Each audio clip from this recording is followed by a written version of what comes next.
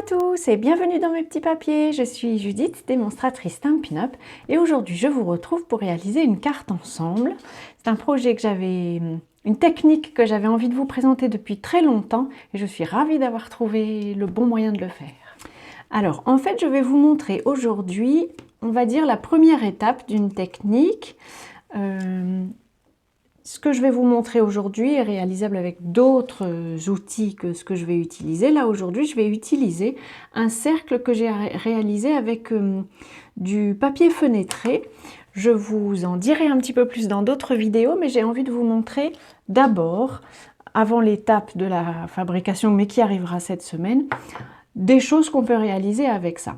Mais ce cercle, si vous en avez envie, vous pouvez le réaliser, le perforer à la perforatrice dans du post-it par exemple. En tout cas, le mieux c'est qu'il adhère à votre carte. J'ai pris une base de carte de taille tout à fait classique et j'utilise le set de tampons Beautiful Friendship. J'ai choisi en priorité les images plus petites. Parce que dans ce set de tampons, vous voyez, on a des grandes fleurs. Mais aujourd'hui, j'ai envie d'utiliser les petites. Alors, moi, je tamponne ici sur mon bloc de papier quadrillé. Si vous le faites à la maison, que vous n'avez pas de bloc de papier quadrillé, pensez à mettre une épaisseur en dessous parce que l'épaisseur de votre cercle va reculer un petit peu l'image. Je ne sais pas si vous le voyez ici. Ça ne va pas se tamponner exactement jusqu'au cercle. Ceci dit, ça n'est pas bien grave. J'ai choisi tout un ensemble de couleurs pour mes fleurs. J'avais envie que ce soit coloré et frais comme la saison. Il me manque une fleur que je vais mettre sur ce bloc-ci. J'ai envie de la faire en baie des Bermudes. Alors, comme vous voyez, je mets une partie de mon image sur la partie, pour ma part, en papier fenêtre. Si vous le faites en post-it, donc sur le post-it. Et je vais utiliser ça pour que quelquefois les images se chevauchent sur la partie adhésive, on va dire, sur la partie en plastique de papier fenêtre, mais pas sur le reste de l'image. Cette petite image-ci, par exemple, vous voyez, je vais un peu la mettre dans n'importe quel sens. C'est cette image-ci. Donc normalement, elle sert à faire plutôt l'intérieur des fleurs. Mais là, je m'en sers un peu pour faire presque du remplissage, on va dire, dans les petits trous, parce que l'important, je vais mettre un peu ici. L'important, c'est que tout le bord du cercle soit couvert, parce que c'est ça qui va permettre qu'on se rende bien compte qu'il y a un cercle qui se forme. Donc là, par exemple, mes feuilles, je vais pouvoir les mettre un peu dans n'importe quel sens. L'important, c'est qu'elles dépassent un peu. Alors, par exemple, je peux mettre juste une petite pointe sur un bord et à d'autres endroits, je vais mettre une feuille plus grande. Voire, je peux aussi en faire dépasser une d'une fleur pour qu'on la voit bien. Ici, par exemple, je vais pouvoir aussi le faire. Voilà. Mais j'ai choisi de ne pas utiliser de technique de masquage plus avancée que ça, on va dire, avec du découpage de papier. Là, on a juste un cercle.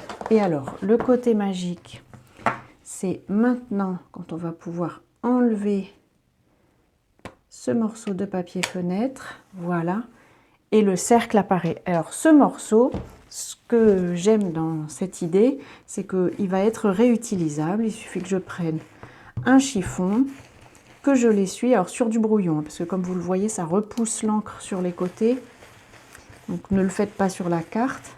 Et alors le petit truc qui a tout changé, c'est que ce cercle, il faut bien qu'il tienne à votre carte. Et en fait, j'ai collé derrière les mêmes protections que ce qu'on a sur les tampons. J'ai juste découpé une feuille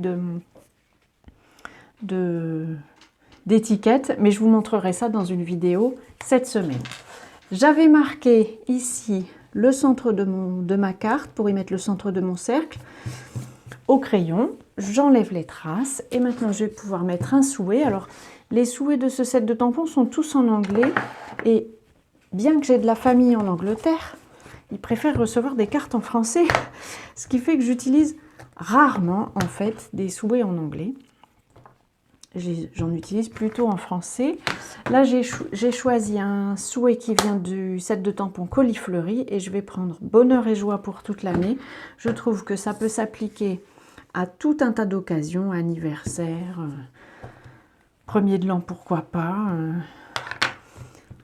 pour vraiment un tas d'occasions. Alors, je vais essayer de le tamponner droit. Après tout ce travail, ce serait bête.